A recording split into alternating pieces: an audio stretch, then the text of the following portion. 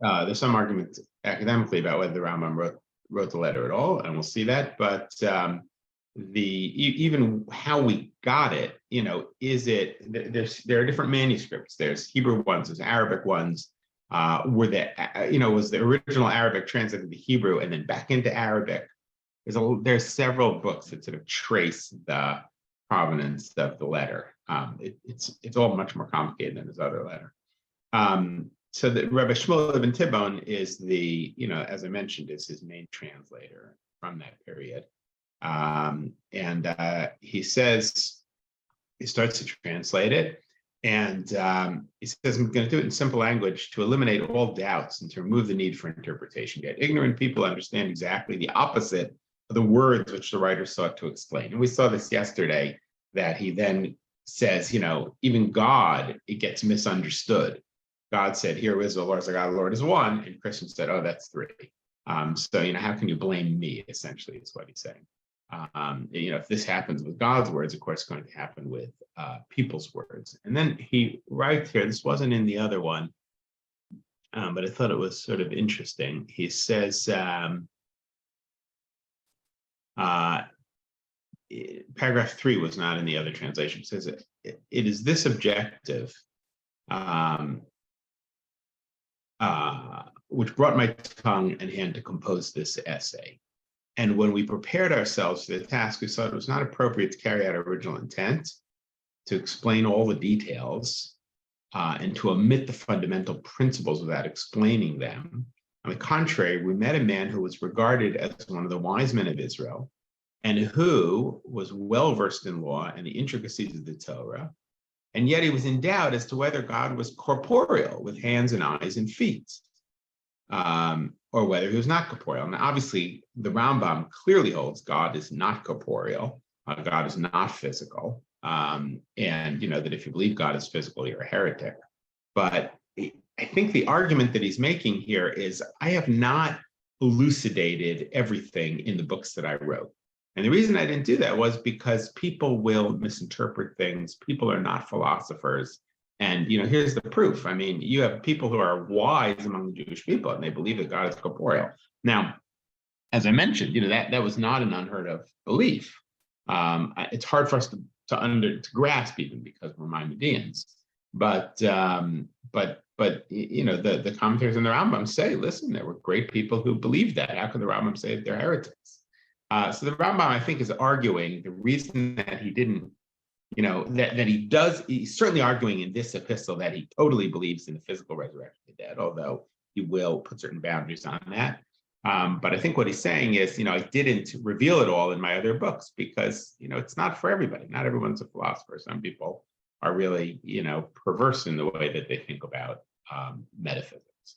Indeed, other people I met from lands unequivocally proclaimed him to be corporeal, God, and denounced him and denounced as a heretic anybody who believes the opposite. In other words, there are even people who believe that you have to believe God is physical. I've heard many things about people. So he's basically saying, people have all kinds of beliefs. And when I realized in regard to the people had totally gone astray, they were elderly and thought they were wise men of Israel, but were in fact the most ignorant of all human beings, more perverse in their ways than animals. It's pretty biting. Minds are already filled with senseless prattle of doting old women with worthless ideas of young children. We saw that we must elucidate in our theological writing of fundamental Torah principles in simple narrative form and not in the form of citing proofs. In other words, here he's arguing for why didn't he say it before and he's only writing it now?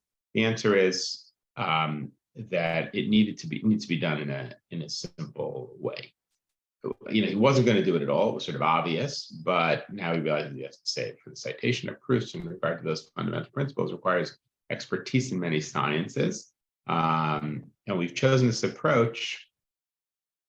Sciences of which Talmudists knew none at all, as we have explained in the Guide to the Perplexed. We've chosen this approach so that the truth of our Torah will be accepted by the masses. So he's saying here he's going to do it in a more philosophical way. He wasn't out to do it originally, but now he realizes he has to. The introduction to the commentary on the Mishnah, we mentioned certain fundamental principles one should accept, prophecy and other things like the 13 principles. In chapter Chelek, which we saw, we also explained fundamental tenets. And we did the same thing in the Mishnah Torah, so that it should be appreciated by religious and wise people of our faith. In it, we also cited all the fundamental principles that are written in oral tradition. And among the fundamental principles to which we call attention is the world to come. That he certainly did. He certainly talked very clearly about the world to come, a spiritual world. We began to speak of the existence of the world to come, and we cited proofs from the Bible and proofs from the words of the rabbis, and we explained that which should be explained to intelligent people.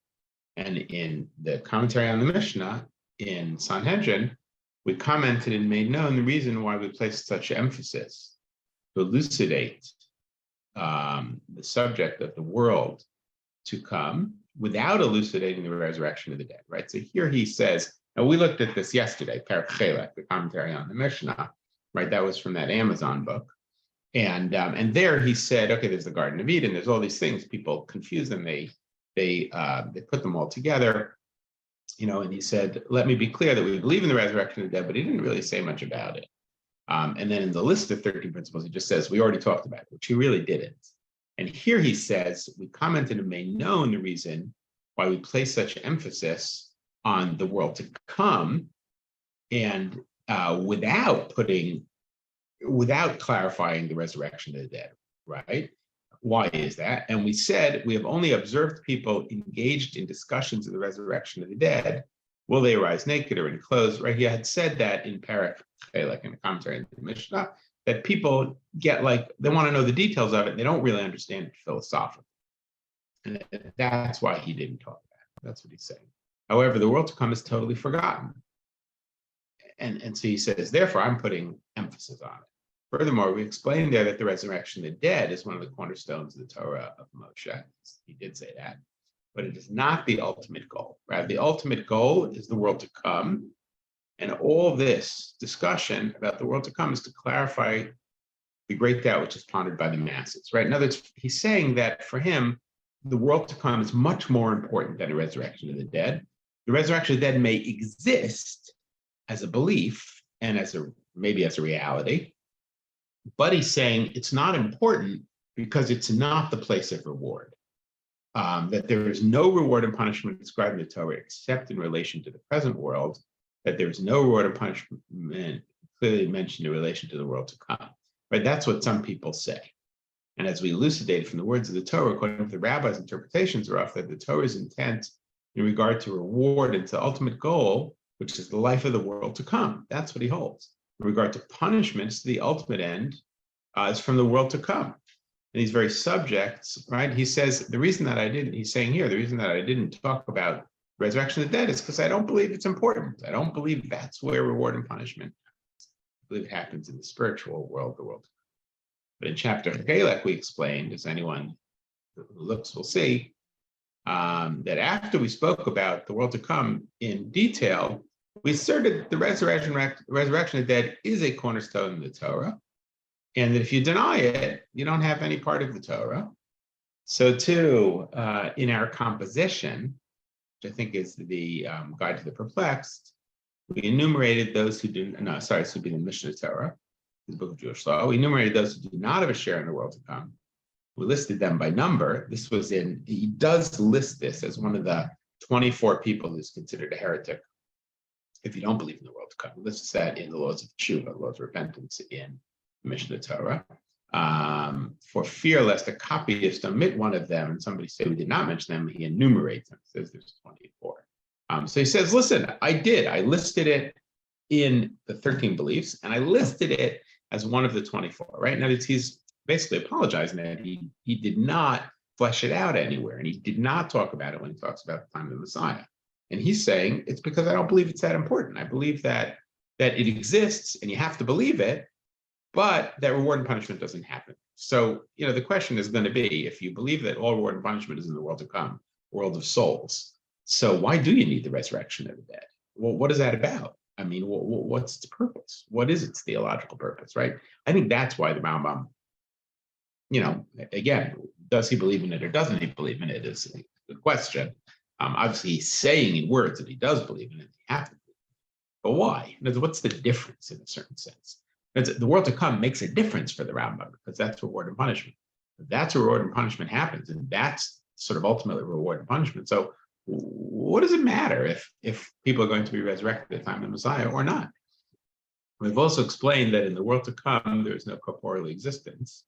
There's no eating and he quotes the Gemara. There is no eating and drinking, sexual intercourse in the world to come. It'd be false, however, to assume that a person has these organs for no purpose. In other words, a lot of people think that the world to come and the resurrection of the dead at the time of the Messiah is the same thing, right? I think if you ask the average Jew on the street today, they might say that. They would say, yeah, when we talk about the world to come, we mean the time of the Messiah.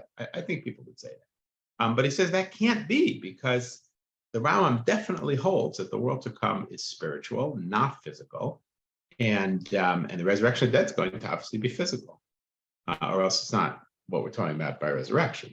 And if it's true what the sages said in the Talmud that the world to come has nothing physical, so what are you going to do with a physical body? That's ridiculous. For if a person would have a mouth and a stomach and a liver, and not eat, not drink, and not procreate, his existence would be for naught. So you can't conflate the world to come and the resurrection of the dead. Says there are some who contradict our opinion by saying Moshe and Elijah lived without eating and drinking, though they had physical bodies, right? Moses was on the mountain for 40 days and 40 nights, and he says, I did not eat or drink. So will people be, so that will be how it is in the world to come. I think lots of people do believe that. Don't think that, he says. The organs of Moshe and Elijah were not for naught. They were men, they were people. They ate and drank before that miracle. That was just a miracle for 40 days. Before and after that, they were human beings. That's why they needed it. And you can see here that the Rambam is opposed to the idea of a miracle which is going to endure. In other words, the Rambam leans away. He's a rationalist. He leans away from, he does believe in miracles, and he thinks you have to believe in it, but he believes that miracles are part of the natural process, that they're sort of, if you could really understand physics, you would understand that the violations of the laws of physics are just seeming violations, and they're actually part of the laws of physics, but under certain circumstances at certain times. So therefore, a miracle which endures permanently does not work for the Rambam, because that removes the idea of the physical laws of physics. And the Rambam does not believe that we live in a world in which those laws should be violated. And that's partly why the reward, the ultimate reward, which is sort of eternal and spiritual, needs to be in the world to come, not in a physical state. Not at the resurrection of the dead. So again, you can see why Rambam almost doesn't need the resurrection of the dead. Now, do you have to believe in it? He does say you have to believe in it, but where do we know it from? I mean, in the books of the prophets, we certainly have this idea. We have the idea of the Messiah. We have the idea of the resurrection of the dead. Not sure. Like in Isaiah, let's go. Sure. I'll have to check that. So he says it's known that the body as a whole is a vessel for the soul, and which exists to perform all activities. Not one of these activities exists for people in the world to come, because it's not physical. These people are unaware of the enormity of the shame which devolves upon anyone who attributes to God an activity for naught and the creation of organs. So he says, if you're going to conflate them, that's ridiculous, because then you're essentially creating, if you believe in the world to come and that it's spiritual, you can't also believe in the resurrection of the dead, because then you're essentially creating a body that has no purpose. Okay, so we'll basically go through. Have a good day. Thank you. You too.